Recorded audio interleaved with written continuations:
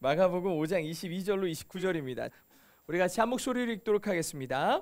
그때 야이로라 불리는 회당장이 예수께 와서 예수를 보고 그 발 앞에 엎드려 간절히 애원했습니다. 제 어린 딸이 죽어갑니다. 제발 오셔서 그 아이에게 손을 얹어 주십시오. 그러면 그 아이가 병이 낫고 살아날 것입니다. 그러자 예수께서 그와 함께 가셨습니다. 많은 사람들이 따라가면서 예수를 둘러싸고 밀어댔습니다. 그 가운데는 혈루병으로 12년 동안 앓고 있던 여인도 있었습니다. 이 여인은 여러 의사들에게 치료를 받았으며 고생도 많이 하고 재산도 다 잃었지만 병이 낫기는커녕 악화될 뿐이었습니다.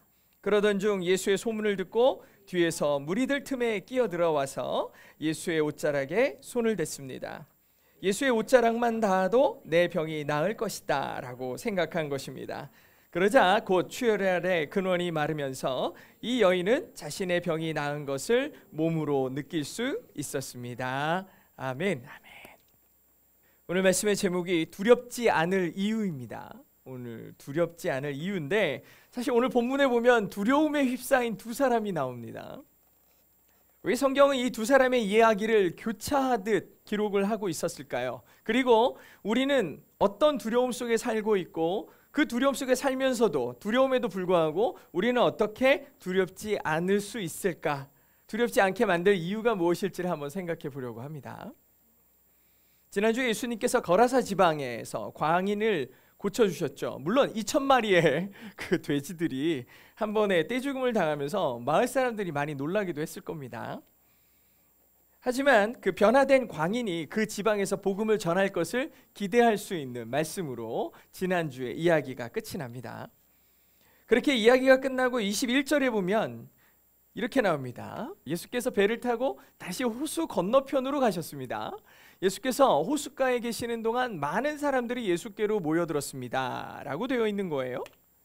예수님께서 호숫가에 계시는 동안 많은 사람들이 몰려들었는데 그 앞에 보니까 다시 호수 건너편으로 가셨죠. 거라사 지방으로 가시다가 폭풍우를 만나고 거라사에서 광인을 고쳐주시고 그랬는데 마을 사람들이 우리를 떠나주세요 그렇게 얘기하는 바람에 다시 배를 타고 돌아오시는 얘기가 시작됩니다. 이렇게 스토리의 전개가 되는 걸로 봐서 그 전날 밤까지, 그죠? 밤 늦게까지 아마 많은 일들이 있었는데 또다시 배를 타고 오자마자 사람들이 그 호숫가에 여전히 다 몰려들기 시작하는 거예요. 예수님이 오신다는 소식에. 아마 일정으로 따지면 거의 밤을 새신 거 아닐까요? 거의 밤을 새면서 이런 일이 계속 반복되고 있어요. 엄청 힘든 일정을 보내고 계시는데 여튼 사람들 앞에 나와서 다시 예수님이 하나님의 나라에 대한 얘기를 시작하고 가르치시기 시작할 때 어떤 한 사람이 다가옵니다. 그 사람의 이름은 회당장 야이로입니다. 야이로.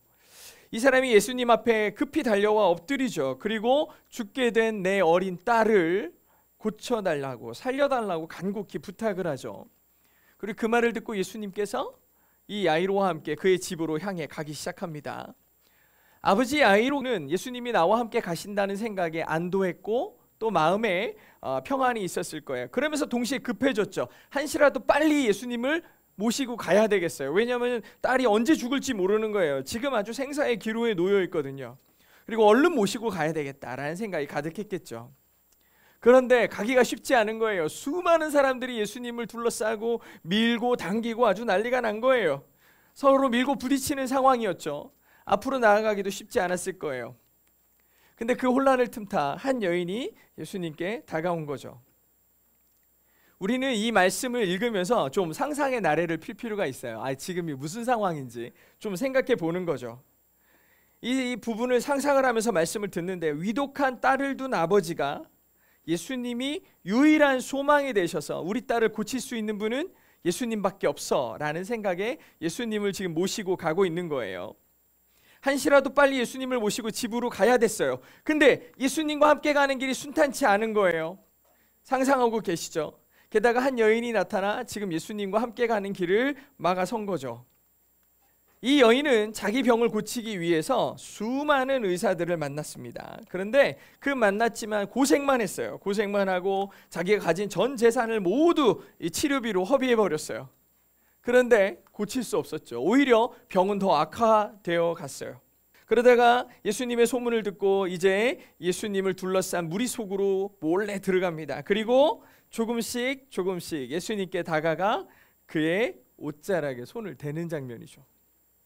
옷이 손에 닿는 순간 병이 낫는 것을 즉시 알게 됐어요. 정말 놀라운 일이 이 여인에게 일어난 거죠. 여기서 이 여인에 대해 좀 생각해 보려고 그래요. 25절에 처음 나오는 이 여인에 대한 설명은 12년 동안 혈루병을 앓아온 여인이라고 했어요. 12년 동안 혈루병을 앓아온 여자. 혈루라는 말은 피가 흘러나온다라는 뜻이에요. 영어 성경에 보면 discharge of blood라고 돼 있죠. 원래 charge하면 충전하다는 뜻이지만 discharge는 방전되는 거죠. 피가 새어 나온다는 뜻이에요. 그래서 이 혈루라는 표현을 이렇게 썼는데 12년 동안 피가 흘러나오는 병에 걸린 여인이에요. 정말 힘들겠죠. 저는 예전에 그냥 이런 얘기 들으면 아, 이런 병도 있구나 하고서 그냥 넘어갔었던 것 같아요. 예수님이 뭐 온갖 병을 다 고치셨다고 그랬더니 별의별 병이 다 있고 그 중에 하나를 고치셨구나 라는 생각을 했던 거죠. 근데 성경을 공부하면서 느낀 건데 이 여인이 사람들 속으로 들어가 예수님께 가까이 다가가 그의 옷을 만지는 것과 같이 행동한다라는 것이 결코 쉽지 않다는 것을 알게 됐어요. 왜냐하면 레위기 15장에 보면 여성의 생리적인 출혈 증상에 대해서 상세하게 설명하고 있는데 이 설명의 본질은 뭐에 있냐? 부정함과 정결에 있어요. 부정함과 정결에 있어요. 특히 지속적으로 출혈하는 상태는 부정하다라고 레위기서에서 정의하고 있어요. 그리고 이 부정의 기간은 언제냐? 피를 흘리는 내내 다 부정하다라는 거예요. 그 기간 전부가 다 부정의 기간이라는 거죠. 심지어 이 혈루병을 앓는 여인이 만진 물건, 앉은 자리, 그가 누운 침상, 그가 만진 사람까지 다 부정하다고 그랬어요. 그러니까 이런 내용이 상세하게 레위기에 기록되어 있는 거죠. 그렇기 때문에 이 여인에 대해 설명하면서 이 여인이 이 혈루로 인하여 부정한 시간이 몇 년이다? 12년이다라고 기록을 하고 있는 거예요. 굳이 이 날짜를 정확하게 기록한 이유가 있었던 거죠. 이 여인이 무려 12년 동안 부정한 상태로 살고 있는 거예요. 이건 사는 게 아닌 거죠. 사람들로부터 격리돼야 되고 날마다 나는 부정한 자라는 인식을 갖고 살아야 되는 이 상태, 굉장히 힘든 상태로 살고 있는 거죠. 이 부정한 기간 동안 이 여인은 사람들 앞에 나타날 수 없었을 거예요. 이 여인과 닿는 모든 물건들, 사람들 다 부정해지잖아요. 다 부정해져요. 근데 오늘 이 여인이 무슨 결단을 했는지 모르겠지만 정말 마지막이라는 심정이었는지 사람들 무리 속으로 들어가요. 사람들하고 막 닿는 거예요. 지금 부대끼면서 막 가요. 심지어 이 여인이 다가가서 만진 사람이 누구냐? 예수 그리스도예요. 예수님의 옷자락을 만져요. 이제 이 여인과 닿았던 사람들 전부, 심지어 예수님까지 뭐 하게 돼야 되죠? 부정해져야 돼요. 내가 부정하기 때문에 예수님 그리고 나와 부딪힌 수많은 사람들이 다 부정해져야 되죠. 근데 여기서 아주 놀라운 일이 일어납니다. 아주 놀라운 일이 일어나요. 예수께서 부정해져야 되는데 오히려 반대로 여인이 정결해졌어요. 이건 아주 상식적인 것을 깨버린 사건이에요. 왜냐하면 지난 저희가 2019년부터 한 3년 동안 코로나19라는 전염병을 겪지 않았습니까? 그때 우리는 가능하면 사람들을 만나지 말아야 했기 때문에 스스로를 격리했죠. 뭐 자이든 타이든 격리돼야 됐어요. 사람들 없는 곳에, 사람들 있는 곳에 가면 안 되고 늘 마스크를 끼야 되고 나 스스로를 끊임없이 격리해야 됐어요. 전염성이 강해가지고 저 감염자 한 사람만, 감염자에게 가까이만 가도 걸릴 수 있다라는 두려움과 공포가 있었어요. 건강한 사람이 아무리 많아도 코로나19에 걸린 한 사람을 건강하게 만들 수 없어요. 오히려 반대로 감염자 한 사람 때문에 수많은 건강한 사람이 병에 걸리는 것이 이게 상식이죠. 이게 상식이에요. 다 부정해지는 거예요. 이스라엘의 격리에 대한 율법이 다수를 위험에 빠뜨리지 않기 위해서 세운 율법들이 많이 있거든요. 부정함은 전이되어 나머지를 부정하게 만들 수 있기 때문에 하나님께서 이 부정한 자를 무리의 바깥으로 격리시키신 거예요. 다른 많은 사람들이 위험을 겪지 않게 하기 위해서. 근데 무려 12년 동안이나 부정했어요.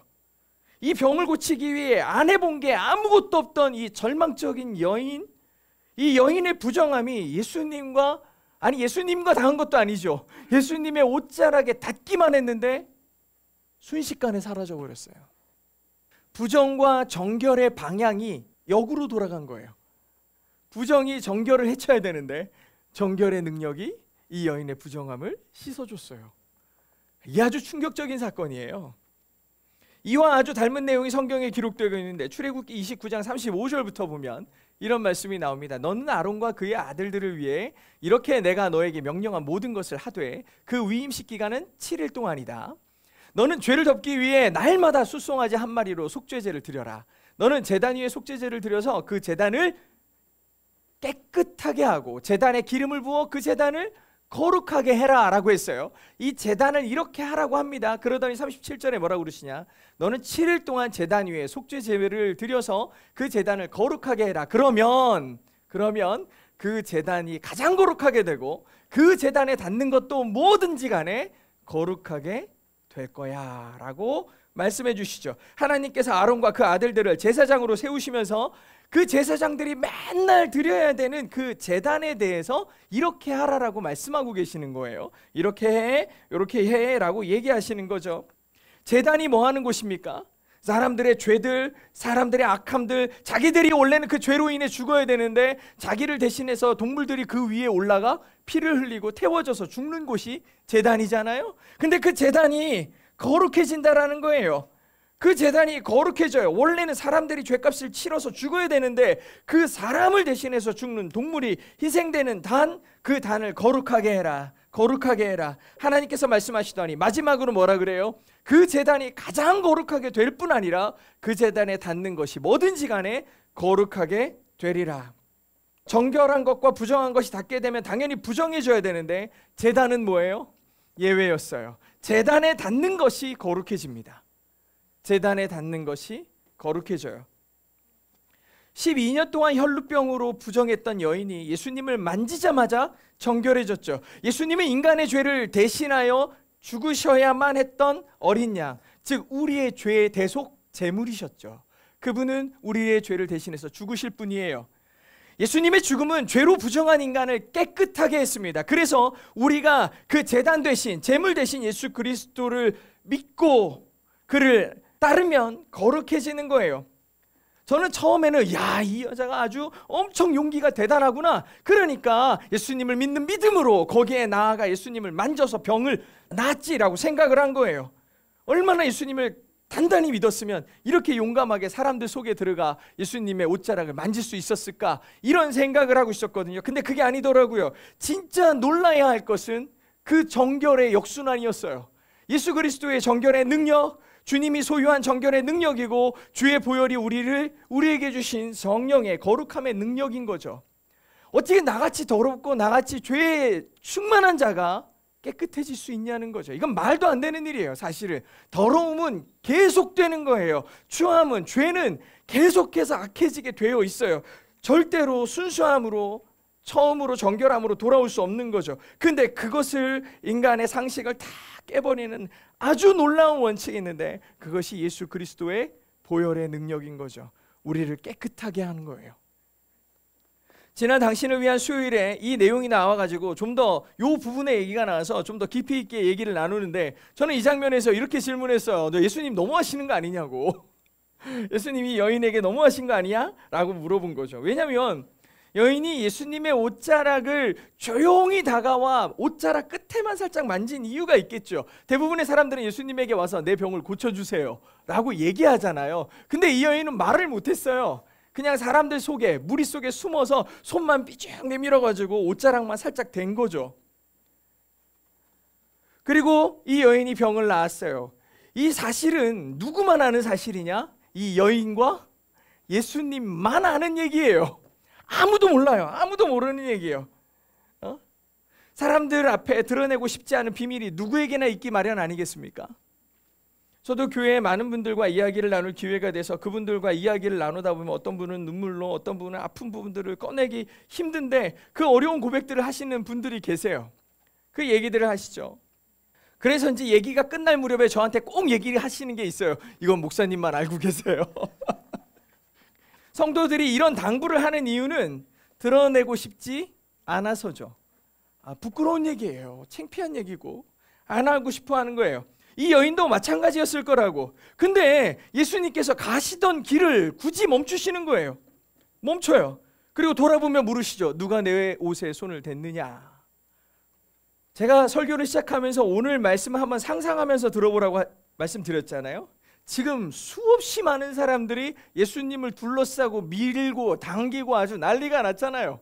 예수님 옷에 한두 사람의 손이 닿겠냐고요. 예수님하고 한두 사람이 부딪혔겠냐고. 제자들이 예수님이 누가 내 옷에 손을 댔니? 그러니까 예수님 지금 이 상황에 그게 무슨 질문이에요? 이렇게 물어볼 정도예요. 지금 너무 많은 사람들이 이렇게 지금 예수님하고 부닥치고 있어요. 근데 예수님은 굳이 누가 내 옷에 손을 댔냐고 그 자리를 멈추시고 주변을 돌아보며 찾고 계시는 거예요. 이게 지금 굉장히 난해한 상황이죠. 예수님이 가던 길을 멈추시고 누군지 아시지만 스스로 고백하기를 기다리시는 것 같아요. 그때 두려움에 떠는 첫 번째 여인이 나옵니다. 물론 몸이 나은 건 진짜 좋은 일이죠. 하지만 이 병을 달고 무리 속으로 들어오고 예수님의 옷자락을 만지는 것, 자기가 여전히 혈루증을 앓고 있는, 그 병을 앓고 있는 부정한 상태에서 저지른 일들에 대해서는 엄청 두려운 거예요. 사람들이 자기한테 뭐라 그러겠어? 예수님, 그 우리 위대한 선생님을 만져서 그분을 부정하게 만들었다는 비난을 어떻게 참겠냐고. 얼마나 두렵겠냐고요. 부정했던 자신과 닿았던 사람들, 예수님까지도 그분들이 나에 대해서 어떻게 할지 몰라 엄청 두려웠을 거라고요. 근데 예수님이 이때 아주 놀라운 말씀을 해주세요. 이 여인에게 34절에서 이렇게 얘기하세요. 같이 읽겠습니다. 시작. 예수께서 여인에게 말씀하셨습니다. 딸아, 내 믿음이 너를 구원했다. 이제 안심하고 가거라. 그리고 병에서 해방돼 건강하여라. 라고 얘기해 주세요. 예수님께서 대중 앞에서 이 여인의 깨끗함, 거룩함을 확인해 주시죠. 그리고 그녀가 병은 나았지만 내가 혹시 다른 사람들을 부정하게 만듦으로, 예수 그리스도를 부정하게 만듦으로 내가 어떡하지? 라는 죄책감에 시달렸을 그의 인생을 자유케 해주셨어요. 우리가 예수님을 믿고 크리스찬이 된다는 것은 믿기 이전의 부정함과 죄로부터의 완전한 자유를 누리는 거예요. 제가 꼭 이런 얘기할 때 등장하는 분이 계신데 우리 지집사님이죠. 집사님이 종종 세상에서 방탕했던 얘기들을 할 때가 있잖아요. 내가 20대 때 내가 어렸을 때 하면서 그때 얘기들을 해요. 근데 그 얘기를 하는 게 그때 내가 얼마나 잘 나갔는지 알아? 이런 얘기가 아니에요. 지금 우리 이 시대를 살면서 그 방탕함과 세상의 쾌락을 추구하는 사람들에게, 그분들에게 얘기하는 거죠. 그리고 그렇게 간증도 하고 지금 힘든 시간을 보내는 분들에게 자신의 삶의 이야기를 통해 위로를 해줘요.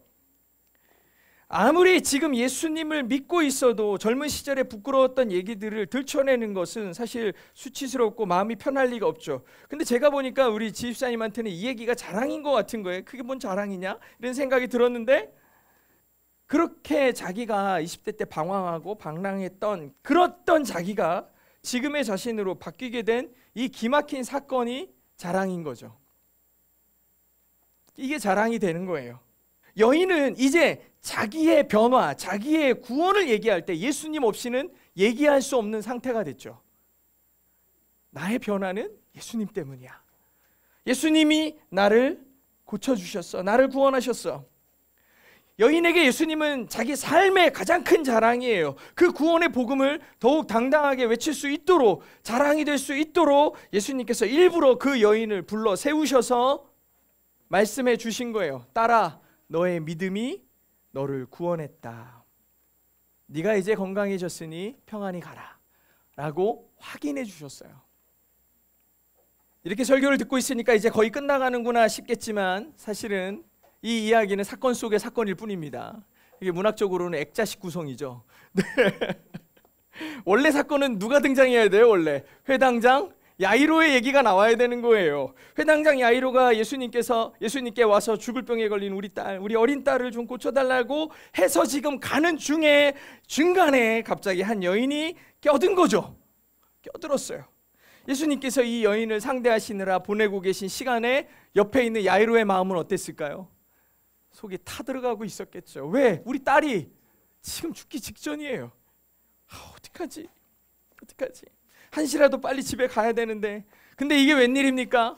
35절에 보니까 예수의 말씀이 채 끝나기도 전, 즉 이 여인에게 평안히 가라라고 얘기하고 있는 도중에 익숙한 사람들이 몰려오고 있는 거예요.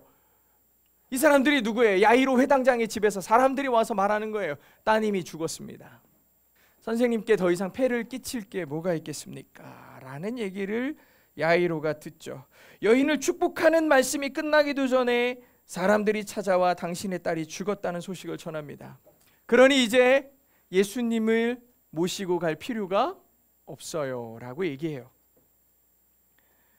야이로가 이 여인이 얼마나 미웠을까요? 당신만 아니었으면 우리 딸이 살 수 있었는데, 조금만 서둘렀으면 우리 딸이 살 수도 있었을 것 같은데 라는 마음이 마음속에 얼마나 큰 원망으로 오겠냐고. 하지만 정황상으로 볼 때, 이 이야기의 흐름으로 볼 때 예수님이 가시는 도중에 딸이 이미 죽었을 확률이 굉장히 높아요. 저는 오히려 이 혈루병을 앓는 여인이 낫는 장면을 예수님께서 굳이 이 야이로에게 보여주신 것 같다라는 생각이 들었어요. 딸이 죽었다고 이제 예수님 모시고 가도 소용없다고 말하는 사람들의 말이 끝나니까 예수님이 야이로에게 뭐라고 말씀하시는지 아십니까? 같이 한번 읽겠습니다. 시작. 두려워하지 말고 믿기만 하라. 두려워하지 말고 믿기만 하라, 이렇게 얘기하신 거예요.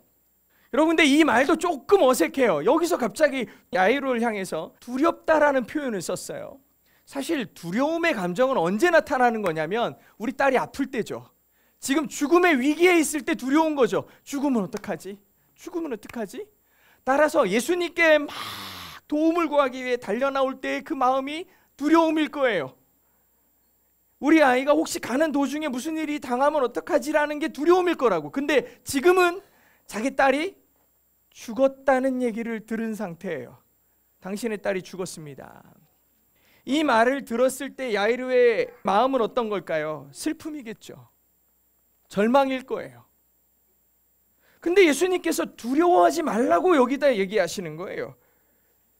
갑자기 예수님은 뭐 때문에 두려워하지 말라, 슬퍼하지 마, 너무 절망하지 마, 내가 가서 도와줄게, 이렇게 하시는 게 아니라 두려워하지 마라, 두려워하지 마라.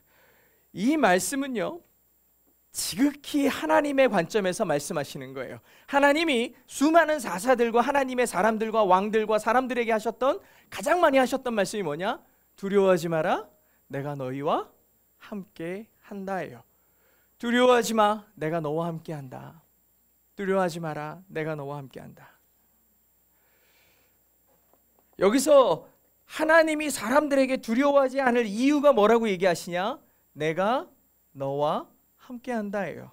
내가 너와 함께 하니 두려워하지 마라. 내가 너와 함께 하니 두려워하지 마라. 예수님께서 지금 야이로에게 하신 말씀은 내가 너와 함께 있다라는 사실을 믿으라는 거예요. 내가 지금 너와 함께 하고 있으니 두려워하지 마. 믿기만 해. 믿기만 해. 걱정하지 마라. 두려워 떨며 예수님을 모시고 가던 아버지 야이로는 딸이 죽었다는 소식을 듣기 바로 직전에 여인의 병이 낫는 그 구원의 장면을 바로 예수님 곁에서 보고 있었어요. 예수님의 말씀이 끝나기도 전에 딸의 죽음에 대한 소식을 들었지만 어쩌면 지금 눈앞에서 본 구원의 현장이 예수님에 대한 믿음을 강하게 해주었을 것 같아요. 예수님께서 여인에게 하셨던 내 믿음이 너를 구원하였다, 평안히 가라 라는 말씀이 어쩌면 야이로에게 가장 큰 위로가 되어 새겨졌을 거라는 거죠.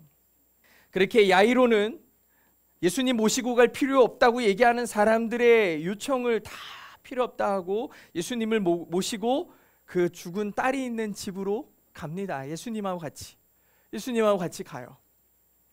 야이로에게 얼마나 큰 확신이 있었을지는 잘 모르겠어요. 아무튼 예수님을 모시고 집으로 가는 야이로는 예수님에 대한 믿음이 있었겠죠. 처음에는 예수님이 우리 딸의 병을 고쳐줄 거라는 믿음이었지만 이제는 뭐에 대한 믿음으로 바뀌었냐? 죽은 자를 살리실 것에 대한 믿음으로 바뀌었어요. 이게 훨씬 큰 도약이 필요하거든요. 아니, 병이 낫는 것, 죽은 자가 사는 것에 대한 기대에 대한 믿음은 전혀 다른 얘기죠. 근데 야이로는 확실히 큰 믿음의 도약을 혈루증을 앓던 여인을 통해 얻게 된 것 같아요. 그렇게 믿음을 가지고 집에 왔더니 이미 장례식이 시작됐어요. 장례식이 시작됐다라는 증거는 38절에 보니까 회당장 집에 가니까 예수께서 많은 사람들이 울며 통곡하며 소란스러워하는 것을 봤다고 그랬어요. 여러분, 장례식장은요, 사람들을 우는 곡하는 사람들을 일부러 불러들이거든요. 다 와서 우리 여기 사람이 죽었으니 함께 울어주세요 하는 그 곡하는 사람들이 있어요. 그래가지고 이미 곡소리가 막 난다고 그랬잖아요. 통곡소리가 이미 장례식이 시작된 거예요. 다 장례식을 치르고 있는데 예수님이 이 사람들 보면서 뭐라 그래요? 장례식을 치르고 있는 사람들한테 뭐라 그러시냐? 어째서 소란하여 울고 있느냐? 이 아이는 죽은 게 아니고 자는 거야. 장례식 하지 마. 장례식 할 필요 없어 라고 얘기하는 거죠. 근데 이 말을 듣고 사람들이 다 비웃죠. 무슨 말이야, 벌써 죽은 지가 언젠데. 근데 여러분, 누가 비정상 같아요? 예수님이 비정상 같지 않아요? 아니 당연히 죽었어요. 지금 당연히 죽어서 장례를 치르고 있는데 죽은 게 아니고 잔다라고 얘기하는 사람을 어떻게 신뢰하냐고. 다 예수님이 이상하다고 생각했을 거예요. 너무나 당연한 반응이에요. 우리는 뭐 달랐겠냐고. 우리도 장례식 가서 울고 있는데 죽은 거 아니야? 자는 거야? 이렇게 얘기하면 얼마나 당황스럽겠냐고요. 깜짝 놀랄 일 아니에요?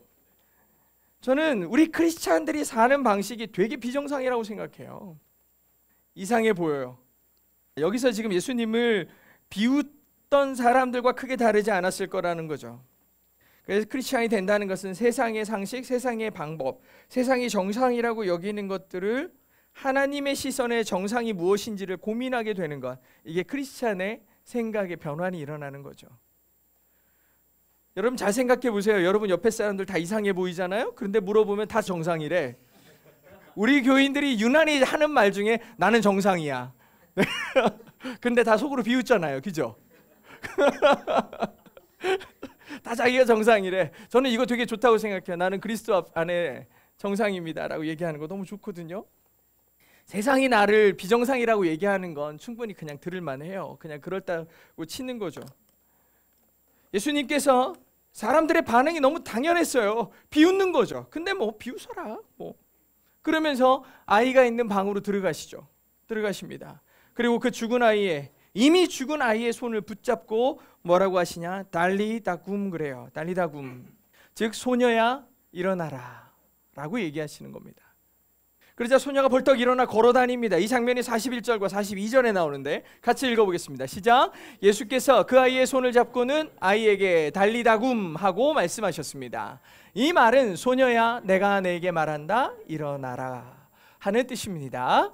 그러자 곧 아이가 일어나더니 걸어다녔습니다. 이 소녀는 12살이었습니다.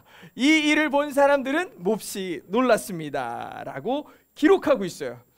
여기에 특이한 점이 두 가지가 나와요. 첫 번째, 호칭의 변화가 일어나요. 마가는 이 아이를 어린 딸이라고 했고 아이라고 계속 얘기했어요. 아이는 파이디온이거든요. 아이라고 파이디온이라고 얘기해요. 그런데 오늘 예수님께서 이 아이를 향해서 뭐라고 얘기하시냐? 코라시온이라고 불러요. 소녀야. 여기서 소녀는요, 결혼할 나이가 된 사람을 부르는 말이거든요. 그러면서 성경에 나이를 적어놨어요. 12살이다 라고 적어놓은 거예요. 12살이다. 10이 엄청 많이 나오지 않아요? 좀 전에 혈루병 몇 년? 12년이에요. 예수님의 제자들 12명이에요. 하나님이 12개의 지파를 만드셨죠. 여기 바로 다음 장에 오병이어가 나오거든요. 몇 광줄이 남아요? 12광줄이 남아요. 성경은 왜 이렇게 12를 많이 쓰는 거야? 어떤 사람은 3 곱하기 4, 3은 하나님이고 뭐 4는 세상이고 해가지고 곱했더니 완전해지더라 뭐 이런 얘기 막 하고 그러는데, 저는 뭐 그렇게 곱하기 해보고 더하기 해보고 이런다기보다 하나님께서 처음 신앙의 기초, 이 나라 하나님의 택한 백성을 세우실 때 그 기초에 12지파가 세워지죠. 저는 그것의 가치를 하나님은 지속하는 거예요. 내가 약속을 이루어내시는 방식을 12라는 숫자로 보여주시죠. 이 여인의 혈루병이 12년을 맞이했어요. 12년 동안 부정했고 사람답게 살지 못했던 자기의 인생이 이제 끝나는 시점이 12년 차예요. 12년에 예수 그리스도를 만나 이제 완전한 새 사람이 됐죠.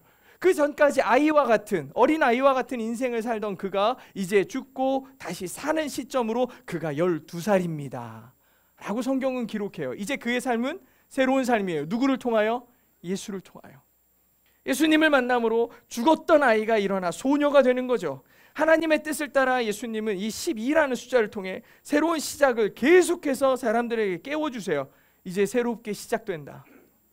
사랑하는 동행의 성도 여러분, 오늘 말씀은 두렵지 않을 이유예요. 두렵지 않을 이유.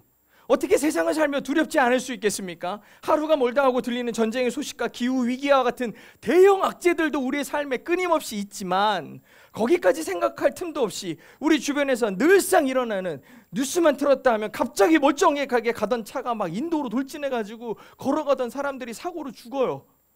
교통사, 수없이 많은 교통사고, 사랑하는 사람이 질병에 걸리고, 경제적인 위기, 날마다 돈이 부족하고 하고 싶은 걸 못하고 해야 하는 것도 못하는 일이 일어나죠. 너무나 친하게 지내고 사랑하던 사람들과의 관계에 단절이 일어나고, 미래에 대한 불안 등 수없이 많은 인생의 그 아픔들, 두려움들이 얼마나 많냐고. 제자들도 맨날 배 타고 나가서 물고기 잡던 거기서 바람이 불자마자 무서워가지고 예수님을 흔들어 깨우잖아요. 두려움들이 순간순간 내가 예상도 못하는 사이에 두려움이 일어나 우리를 두려움에 떨게 만들죠. 그러니 여러분들이 삶을 살면서 두려워요, 무서워요 하는 걸 비난할 이유는 없어요. 저도 날마다 두렵고 무섭기도 하거든요. 하지만 우리가 이렇게 말씀을 보고 듣는 것은 야이로가 12년 동안 부정했던 여인이 정결해지는 것을 그 옆에서 지켜보는 것과 같은 이유예요. 그가 예수 때문에 구원을 얻어 자유를 얻는 장면을 보고 있는 거죠. 그러면서 어쩌면 이 중병에 걸린 우리 딸도 나을지도 몰라, 아니 사람들이 달려와가지고 당신 딸 죽었어 라고 얘기하는데, 그 죽은 우리 딸도 예수님을 만나면 살아날지도 몰라라는 그 비전이 생기는 거죠. 믿음이 생기는 거예요. 주님이 나와 함께 하시는데 뭐가 두렵겠느냐라는 믿음이 생기는 거죠.